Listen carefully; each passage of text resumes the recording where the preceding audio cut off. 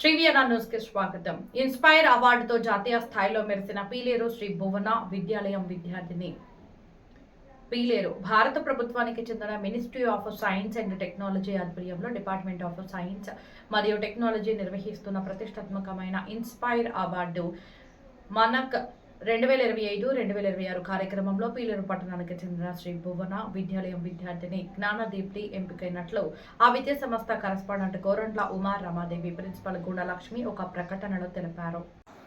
2025-2026 విద్యా సంవత్సరానికి గాను ఆంధ్రప్రదేశ్ రాష్ట్రంలో మొత్తం 3424 మంది విద్యార్థులు ఈ అవార్డు కోసం ఎంపిక కాగా అందులో శ్రీ భువన విద్యాలయం విద్యార్థిని చోటు దక్కించుకోవడం పాఠశాలకు గర్వకారణమని ఆమె పేర్కొన్నారు.